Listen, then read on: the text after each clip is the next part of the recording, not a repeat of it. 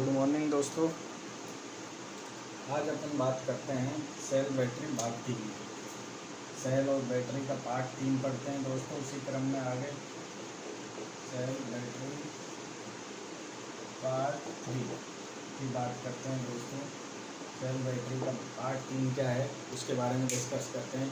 तो पहले भाग में अपन ने पढ़ा था इलेक्ट्रोलाइसिस दोस्तों, और दूसरे भाग में अपन ने पढ़ा डिफरेंस बिटवीन प्राइमरी और सेकेंडरी सेल। प्राइमरी और सेकेंडरी सेल में क्या डिफरेंस होता है, दोनों में क्या अंतर होता है, कहाँ कहाँ उपयोग किया जाता है, उसकी क्या विशेषता है, सेकेंडरी की क्या विशेषता है, ये अपन ने डिस्कस किया था।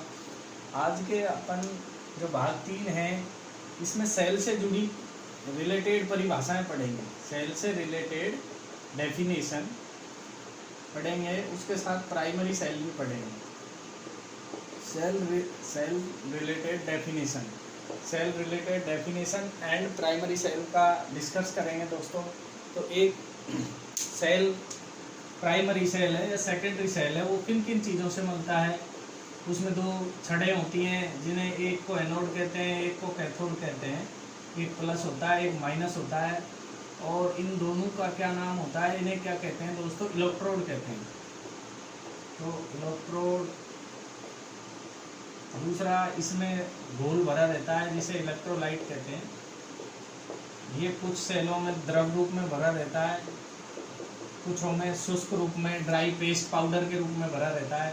तो इलेक्ट्रोलाइट के बारे में फिर ईएमएफ क्या होता है, सेल का विभवांतर क्या होता है, आंतरिक प्रतिरोध क्या होता है, इन सब चीज़ों के बारे में आज डिस्कस करते हैं दोस्तों। आंतरिक प्रतिरोध सेल का क्या होता है, इन सब चीज़ों के बारे में आज अपन डिस्कस करेंगे।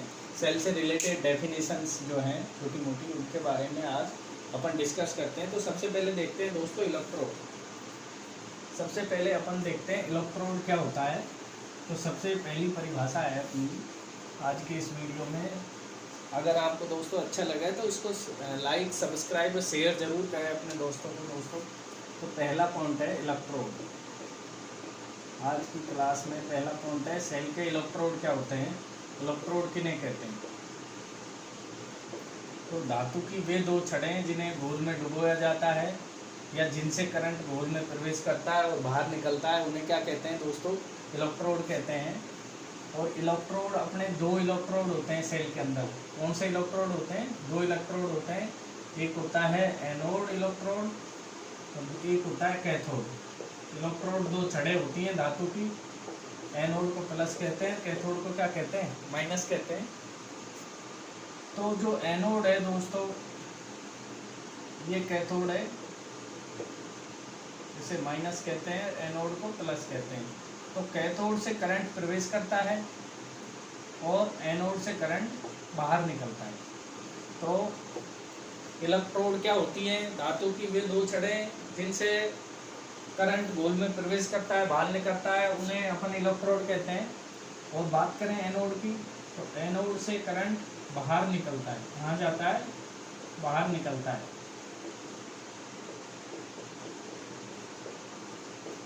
और कैथोड से करंट प्रवेश करता है। इलेक्ट्रोलाइट में क्या करता है, प्रवेश करता है। ये प्राइमरी सेल या शुष्क सेल की बात कर रहे हैं अपन। जिस स्थिति में सेल अपना चार्ज है, उस स्थिति में सेल किस ऊर्जा को किस में बदल रहा है, रासायनिक को विद्युत में। चार्जिंग के समय उल्टा हो जाता है। बाकी जनरल स्थिति में यही आंसर करना है अपन को। क्वेश्चन पूछे करंट किस इलेक्ट्रोड से सेल में प्रवेश करता है, तो कैथोड से प्रवेश करता है, एनोड से बाहर निकलता है। अपन को जनरली प्रैक्टिस में ये ध्यान रखना है दोस्तों। अपन नेक्स्ट बात करें इलेक्ट्रोलाइट की। अपन ने उसमें भी पढ़ लिया था इलेक्ट्रोलाइट, इलेक्ट्रोलाइसिस की क्रिया में भी। तो दूसरा पॉइंट देखते हैं अपन, इलेक्ट्रोलाइट क्या होता है। इलेक्ट्रोलाइट,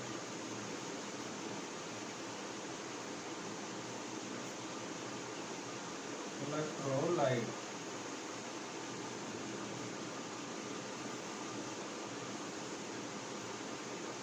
इलेक्ट्रोलाइट दोस्तों किससे कहते हैं, घोल से कहते हैं। और इलेक्ट्रोलाइट प्राथमिक सेलों में, द्वितीयक सेलों में तो द्रव होता है। इलेक्ट्रोलाइट द्रव भी हो सकता है और शुष्क भी होता है। शुष्क पेस्ट के रूप में भी होता है और द्रव भी होता है। ठीक है दोस्तों। जैसे तनु H2SO4 है, कुछ सेलों में प्राइमरी सेलों की बात करें तो कुछ प्राइमरी सेलों में शुष्क होता है इलेक्ट्रोलाइट, कुछ में तनु होता है H2SO4। तो इलेक्ट्रोलाइट दोनों फॉर्म में मिलता है, शुष्क फॉर्म में भी मिलता है और ड्राई फॉर्म में भी मिलता है। अब इसकी बात करें ये कैसा होता है, तो अकार्बनिक प्रकृति का होता है। इलेक्ट्रोलाइट कैसा होता है,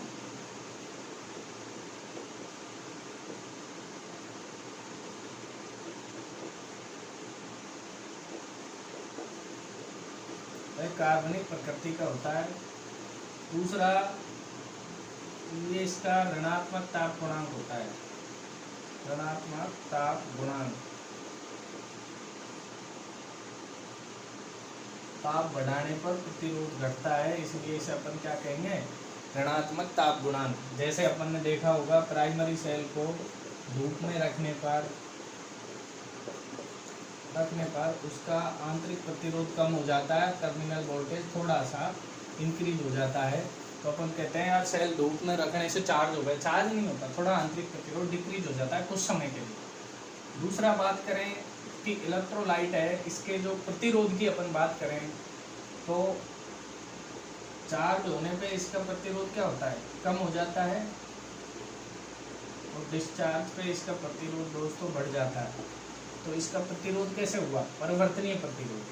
तो इसका परिवर्तनीय प्रतिरोध होता है इलेक्ट्रोलाइट का, परिवर्तनीय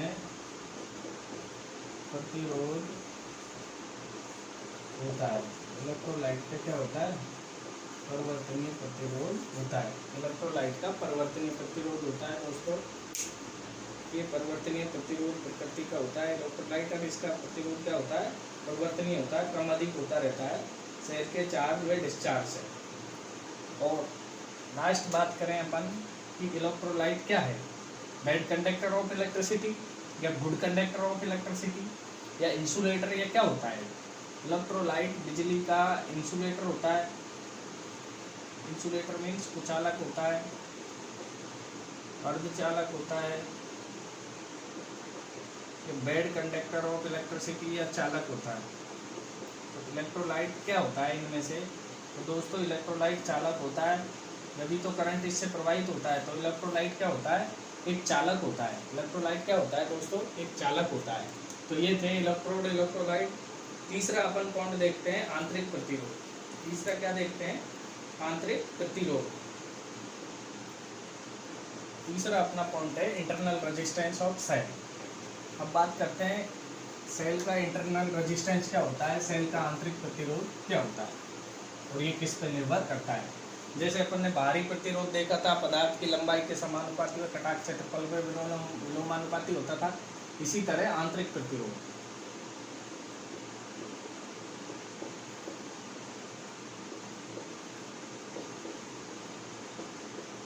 आंतरिक प्रतिरोध की बात करते हैं, इंटरनल रेजिस्टेंस ऑफ सेल।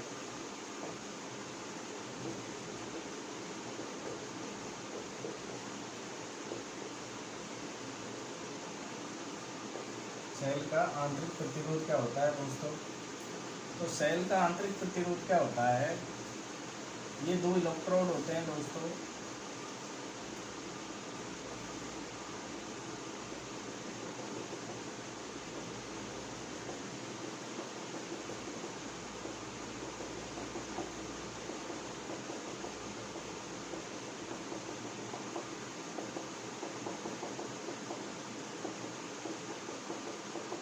ये इलेक्ट्रोड होते हैं, और ये इसमें इलेक्ट्रोलाइट भरा रहता है दोस्तों। क्या भरा रहता है, इलेक्ट्रोलाइट। इलेक्ट्रोडों के बीच में क्या भरा रहता है, इलेक्ट्रोलाइट भरा रहता है। ये इलेक्ट्रोड हैं एनोड और कैथोड, कोई से भी, कैथोड से माइनस कहते हैं, एनोड से प्लस कहते हैं। तो इलेक्ट्रोडों के बीच में घोल का जो प्रतिरोध होता है दोस्तों, उसे सेल का आंतरिक प्रतिरोध कहते हैं।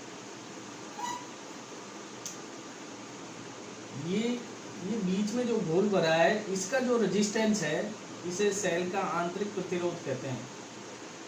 इलेक्ट्रोडों के बीच में इलेक्ट्रोलाइट का जो प्रतिरोध होता है, उसे सेल का आंतरिक प्रतिरोध कहते हैं, और इसे R से प्रदर्शित करते हैं। इसे R से दर्शाते हैं। और ये क्या होता है, सेल के अंदर, सेल के अंदर कहाँ, इलेक्ट्रोलाइट में, या कोई पेस्ट स्टूडेंट भरा है तो पेस्ट में, सेल के अंदर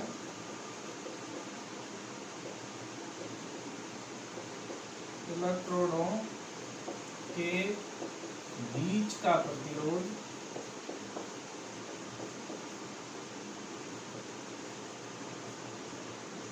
आंतरिक प्रतिरोध R कहलाता है। आंतरिक प्रतिरोध स्मॉल r, आंतरिक प्रतिरोध से किससे डिनोट करते हैं, स्मॉल r से दोस्तों। आंतरिक प्रतिरोध स्मॉल r कहलाता है। आंतरिक प्रतिरोध को स्मॉल r से करते हैं और बाहरी प्रतिरोध को, जैसे ये एनोड है और ये कैथोड है, माइनस और प्लस, और अपन ने यहाँ से यहाँ कोई लोड लगा दिया दोस्तों, तो ये प्लस माइनस के बीच में जो यहाँ वोल्टेज है उसे EMF E कहते हैं, और इसमें सपोज I करंट फ्लो हो रहा है, ठीक है। तो इस एरिया का जो प्रतिरोध होगा वो कैपिटल प्रतिरोध होता है R। ये क्या है, इसका जो बल्ब का जो प्रतिरोध है ये क्या होगा, बड़ा R प्रतिरोध होगा। ये बाह्य प्रतिरोध होगा। ये कौन सा प्रतिरोध होगा दोस्तों, ये बाह्य प्रतिरोध होगा। ये क्या होगा, बाह्य प्रतिरोध होता है, कैपिटल R होता है जो, और स्मॉल r जो इलेक्ट्रोडों के बीच घोल के अंदर जो प्रतिरोध होता है इसे आंतरिक प्रतिरोध कहते हैं। और आंतरिक प्रतिरोध जो निर्भर करेगा वो किस पे करेगा दोस्तों, एक तो इलेक्ट्रोडों की साइज पर, और दूसरा इलेक्ट्रोलाइट की विशेषता पर। भाई इलेक्ट्रोलाइट की क्या विशेषता है, और जो आंतरिक प्रतिरोध है ये कैसा होता है, परिवर्तनीय प्रवृत्ति का होता है। कैसी प्रवृत्ति का होता है, परिवर्तनीय होता है। आंतरिक प्रतिरोध कैसा होता है, परिवर्तनीय होता है दोस्तों। क्यों होता है परिवर्तनीय, क्योंकि ये दो पर निर्भर करता है, R की निर्भरता, मतलब आंतरिक प्रतिरोध की निर्भरता। आंतरिक प्रतिरोध, आंतरिक प्रतिरोध R की निर्भरता।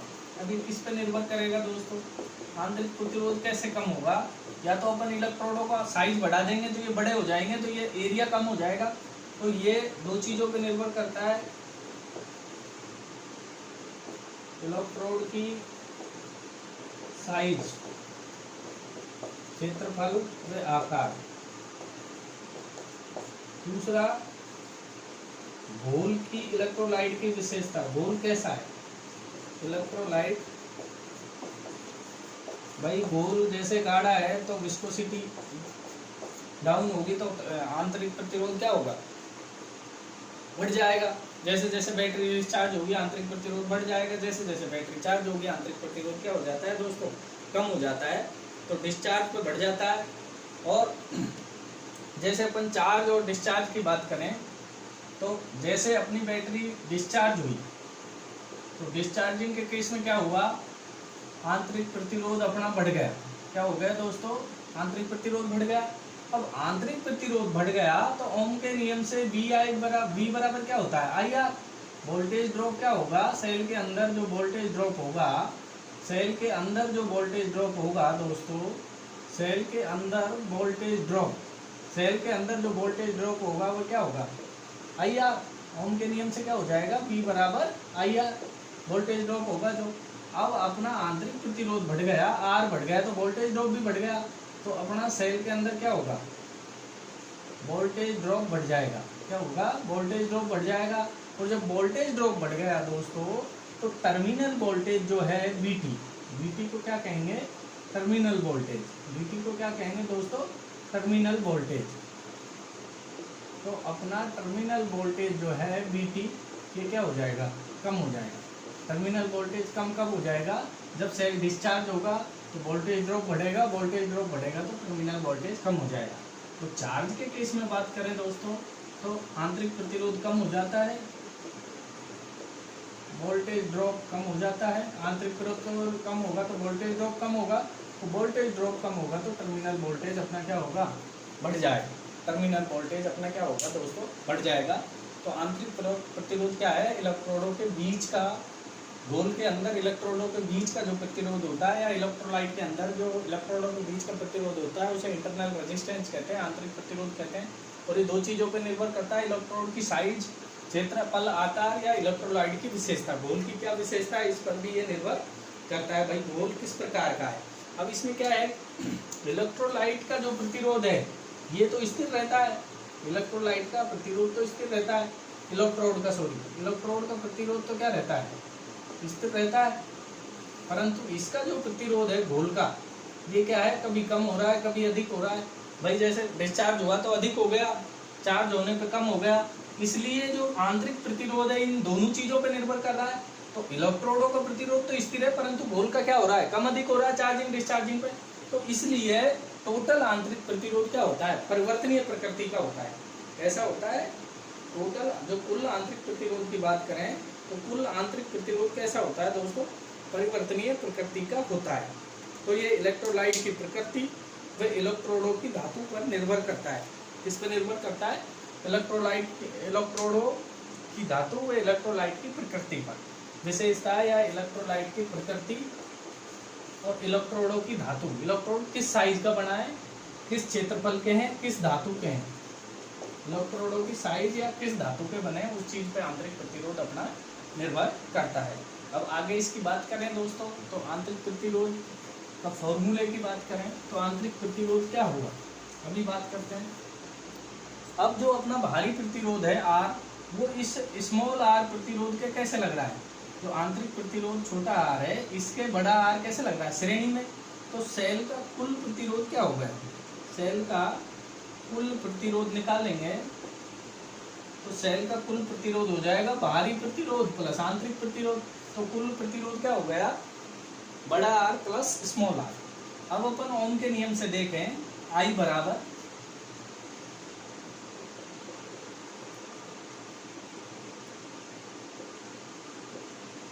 ओम नियम से I बराबर क्या है, V बटे R। तो V क्या है, टर्मिनल वोल्टेज E बटे R। R क्या है अपना, R प्लस R। तो ये अपना इस सेल में प्रवाहित करंट का मान आ गया, I बराबर E बटे R प्लस R क्या आ गया, इस सेल में प्रवाहित होने वाला करंट का मान आ गया। अब अपन आंतरिक प्रतिरोध निकालें R। तो दोस्तों R को कैसे निकालेंगे, आप देखें, इसका इधर वज्र गुणा कर दें और इसका इधर कर दें। तो इसका वज्र गुणा करेंगे तो I into capital R plus I into small r बराबर विद्युत वाहक बल E, बैटरी का EMF E। अब अपन यहाँ से IR बराबर निकालें, IR equal to E minus IR, ये कैपिटल R का पक्षांतरण इधर कर देंगे तो ये आ जाएगा। अब यहाँ से इसलिए R बराबर निकालें, R बराबर E माइनस IR बटे I, नीचे किसका भाग दे दिया, I का। आगे इस इक्वेशन को आगे लेके चलें दोस्तों, तो आंतरिक प्रतिरोध R बराबर, यहाँ देखें अब इसको, आंतरिक प्रतिरोध R बराबर आ जाएगा E बटे I माइनस R, क्योंकि I से I कट जाएगा। तो आंतरिक प्रतिरोध का सूत्र क्या आ गया, विद्युत वाहक बल बटे करंट माइनस बाह्य प्रतिरोध। तो ये आंतरिक प्रतिरोध का अपना एक फॉर्मूला निकल के आया कि आंतरिक प्रतिरोध के बराबर क्या होगा, E बटे I माइनस R। आंतरिक प्रतिरोध बराबर क्या होगा, E बटे I माइनस R। तो आपको पता है, यहाँ से अपन ये भी लिख सकते हैं R बराबर E माइनस IR। IR किसके बराबर होता है, V के बराबर। तो E माइनस V बटे I, ऐसे भी लिख सकते हैं, क्योंकि IR V के बराबर होता है। क्योंकि ओम के नियम से V बराबर क्या होता है, IR होता है, तो इसलिए अपन इस IR की जगह V लिख सकते हैं। तो आंतरिक प्रतिरोध का ये भी एक फॉर्मूला हो जाएगा, आंतरिक प्रतिरोध R बराबर E minus V upon I। तो ये आंतरिक प्रतिरोध है दोस्तों। आंतरिक प्रतिरोध किस पर निर्भर करता है, इलेक्ट्रोलाइट की प्रकृति, वो इलेक्ट्रोड की धातु पर निर्भर करता है। और इसकी जो अनिर्भरता की अपन बात करें कि आंतरिक प्रतिरोध किस पर निर्भर नहीं करता, तो अब अपन इसकी अनिर्भरता की बात करते हैं। आंतरिक प्रतिरोध की निर्भरता अनिर्भरता की अपन बात करते हैं दोस्तों।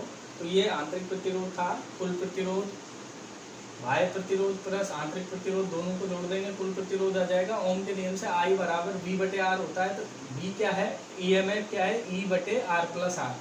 इसका गुणा इधर करेंगे तो I R plus small I into R बराबर E। तो आई आर बराबर निकालेंगे तो आई आर को E में से घटा देंगे, और आई आर बराबर ओम के नियम से होता है V, तो R बराबर E माइनस V बटे आई। इसको आगे सोल्व करें तो I का भाग इसमें दे तो ऐसे E बटे आई माइनस आर भी आ जाएगा। आगे इसको डिटेल में अपन सोल्व करना चाहे तो इस प्रकार से कर सकते हैं। अब देखते हैं दोस्तों आंतरिक प्रतिरोध की निर्भरता और अनिर्भरता, दो चीज़ों के बारे में देखते हैं। आंतरिक प्रतिरोध किन किन चीज़ों पर निर्भर करता है और किन किन चीज़ों पर निर्भर नहीं करता। तो आंतरिक प्रतिरोध की निर्भरता देख लें पहले।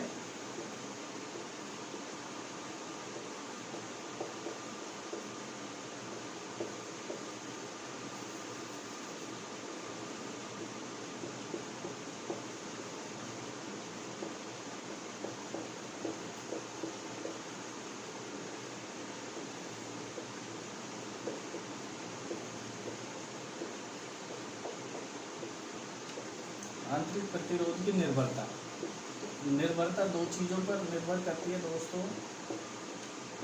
इलेक्ट्रोलाइट की प्रकृति, एक तो जो घोल है उसकी प्रकृति पर आंतरिक प्रतिरोध निर्भर करता है। दूसरा इलेक्ट्रोड की धातु, इलेक्ट्रोड किस धातु के बने हैं, भाई कॉपर के बने तो कम प्रतिरोध है, और चीज के बने थोड़ा ज़्यादा होगा। इलेक्ट्रोड की धातु, इलेक्ट्रोलाइट की प्रकृति और इलेक्ट्रोड की धातु, इन दो चीज़ों पे आंतरिक प्रतिरोध क्या करता है दोस्तों, निर्भर करता है। बाकी बात करें अनिर्भरता की, तो प्लेटों का आकार,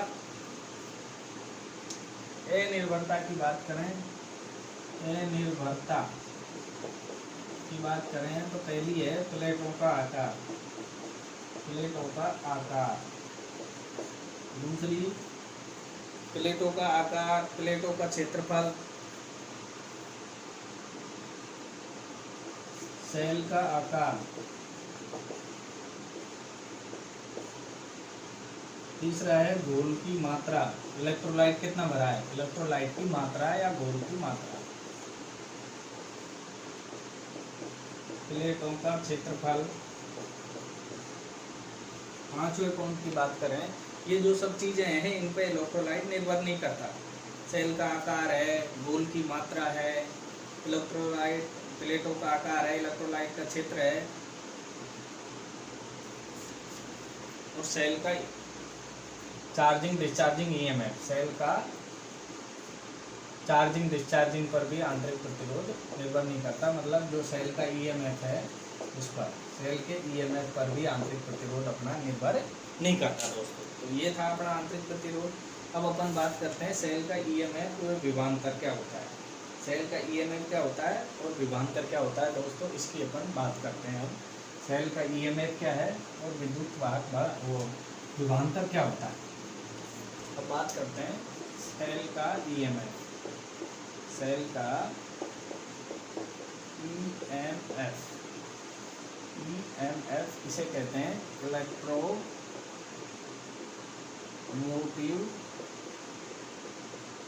फोर्स। इसे क्या कहते हैं ईएमएफ को दोस्तों, इलेक्ट्रोमोटिव फोर्स, जिसे कि विद्युत वाहक बल कहते हैं। हिंदी में क्या कहते हैं, विद्युत वाहक बल। तो दोस्तों विद्युत वाहक बल, सेल का ईएमएफ और सेल का विभवांतर, ये क्या होते हैं, इनकी बात करते हैं अभी।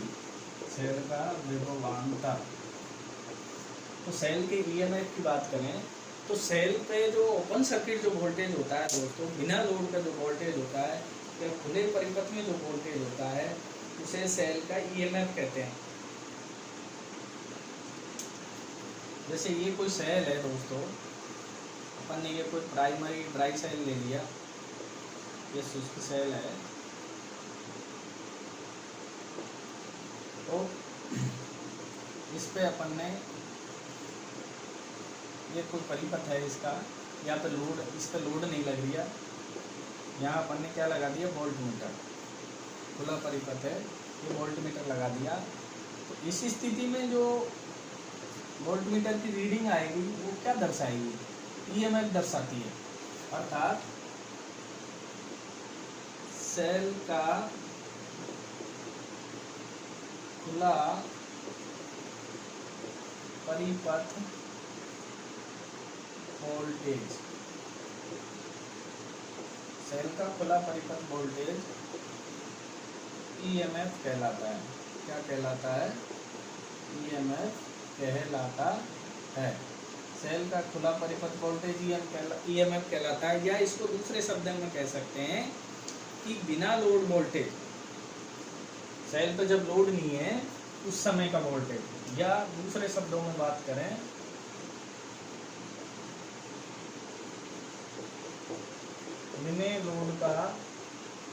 बिना लोड का सेल टर्मिनल वोल्टेज, सेल का टर्मिनल वोल्टेज ईएमएफ कहलाता है। दोस्तों जब सेल पर लोड नहीं है तो उसके टर्मिनल पे जो वोल्टेज आ जाएगा उसमें वोल्टेज ड्रॉप नहीं होगा और उसे अपन क्या कहेंगे? ईएमएफ कहेंगे।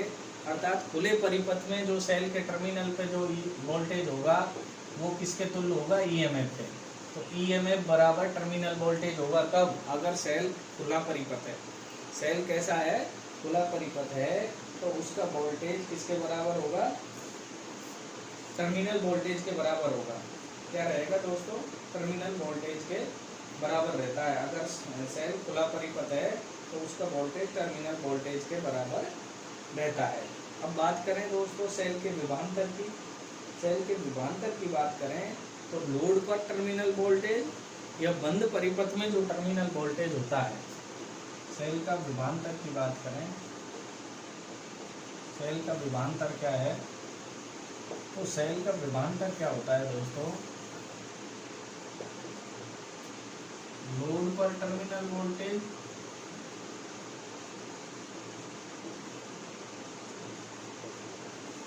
लोड पर टर्मिनल वोल्टेज व बंद परिपथ पर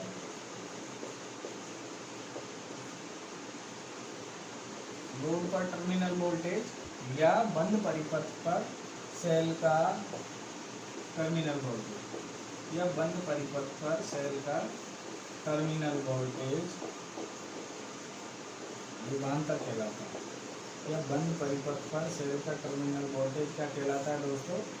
विभवांतर कहलाता है। लोड पर टर्मिनल वोल्टेज या बंद परिपथ पर सेल का टर्मिनल वोल्टेज विभवांतर कहलाता है। लोड पर टर्मिनल वोल्टेज या बंद परिपथ पर सेल का टर्मिनल वोल्टेज विभवांतर कहलाता है दोस्तों। और अपन बात करें तो आदर्श सेल होता है, उसका आंतरिक प्रतिरोध क्या होता है? अपन ये विभवांतर कहलाता है। इसे V से दर्शाते हैं। इसे V से दर्शाते हैं। किससे दर्शाते हैं? V से दर्शाते हैं। अब इसके चित्र की बात करें दोस्तों तो सेल के विभवांतर का जो चित्र है वो कैसा बनेगा? सेल का विभवांतर, जैसे ये सेल है, इस पे बंद परिपथ, सेल का बंद परिपथ की बात करें तो ये बंद परिपथ कैसा होगा? यहाँ पे अपन ने क्या लगा दिया दोस्तों? लोड लगा दिया। ये सेल का बंद परिपथ हो गया। ये कैसा है? बंद परिपथ है। और इस लोड के समांतर में यहाँ पे वोल्ट मीटर लगा दें। यहाँ पे क्या लगा दें? वोल्ट मीटर लगा दें। तो इस वोल्ट मीटर की जो रीडिंग देगा, ये वोल्ट मीटर जो रीडिंग देगा उसे क्या कहेंगे? विभवांतर कहेंगे। सेल का क्या कहेंगे दोस्तों? विभवांतर कहते हैं। तो विभवांतर क्या कहता है? विभवांतर किसे कहते हैं? लोड पर या बंद परिपथ पर जो वोल्ट मीटर की रीडिंग है या जो वोल्टेज आता है बंद परिपथ पर, उसे सेल का क्या कहते हैं अपन दोस्तों? विभवांतर कहते हैं। उसे सेल का क्या कहते हैं? विभवांतर कहते हैं। अब अपन बात करते हैं सेल की चार्जिंग डिस्चार्जिंग में क्या बदलता है। सेल की चार्जिंग डिस्चार्जिंग से क्या बदलता है? तो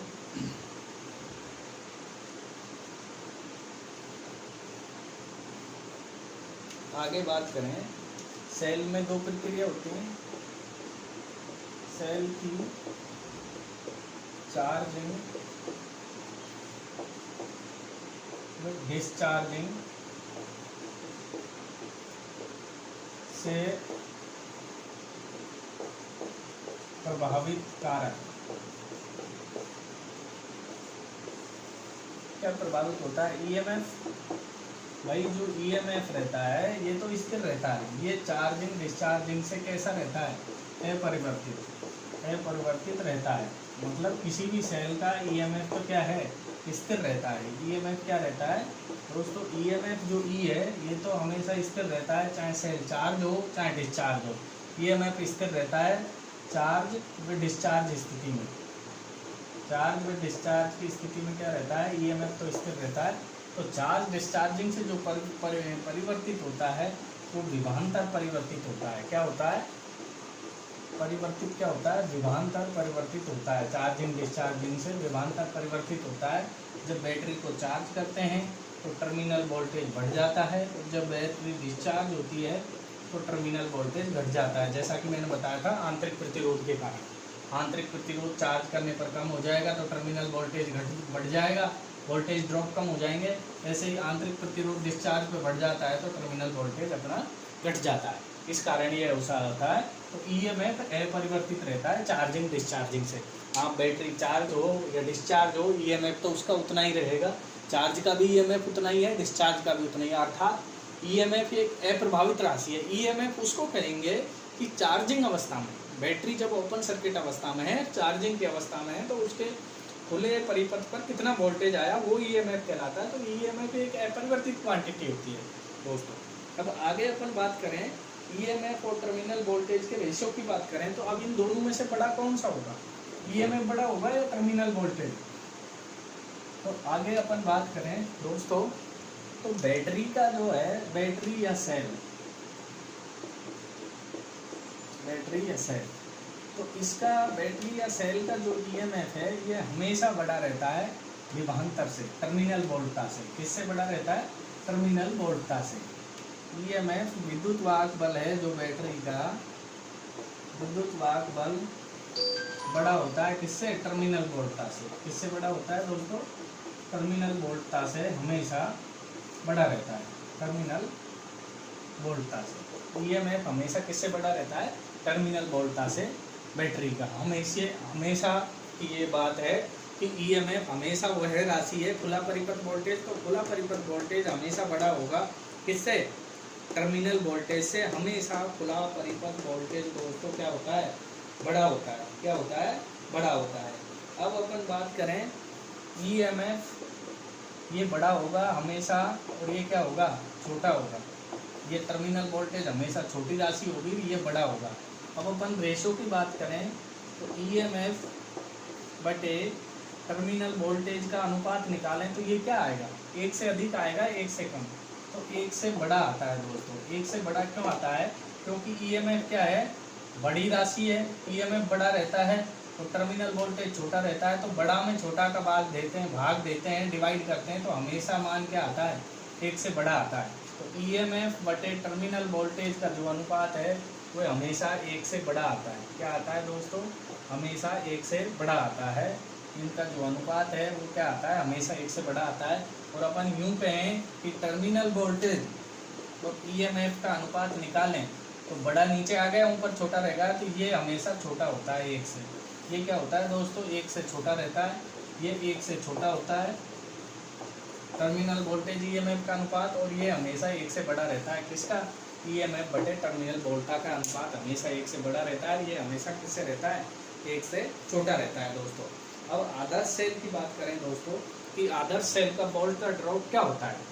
तो आदर्श सेल की अपन बात करें, अब आगे देखते हैं आदर्श सेल। तो आदर्श सेल की अपन बात करें तो आदर्श सेल का आंतरिक प्रतिरोध क्या होगा? आदर्श सेल का आंतरिक प्रतिरोध क्या होगा दोस्तों? आदर्श सेल की बात करें अपन तो आदर्श सेल क्या है? Ideal cell. आइडियल सेल तो आदर्श वो चीज़ होती है जिसमें लॉसेज क्या हो? लॉसेज क्या हो? शून्य हो। लॉसेज नगण्य हो, शून्य हो। तो आदर्श सेल का आंतरिक प्रतिरोध क्या होता है? नगण्य होता है। आदर्श सेल का आंतरिक प्रतिरोध जीरो होता है। आदर्श सेल का आंतरिक प्रतिरोध क्या होता है? जीरो होता है। स्मॉल आर जीरो होता है, इसलिए आंतरिक प्रतिरोध जीरो होगा, इसलिए इसका वोल्टेज ड्रॉप भी क्या होगा? वोल्टेज ड्रॉप भी क्या होता है? शून्य होता है। तो आदर्श सेल का वोल्टेज ड्रॉप भी शून्य होता है और आंतरिक प्रतिरोध भी क्या होता है? शून्य होता है दोस्तों। अब आगे अपन इसी कड़ी में बात करें तो अब अपन देखते हैं प्राथमिक सेल कौन कौन से हैं और सेकेंडरी सेल कौन कौन से हैं। तो प्राथमिक सेलों की अपन बात करें तो प्राथमिक सेलों में अपन सबसे पहले देखते हैं वोल्टीय सेल। प्राथमिक सेलों में कौन सा सेल देखते हैं दोस्तों? प्राथमिक सेलों में अपन देखते हैं वोल्टीय सेल। Thank you.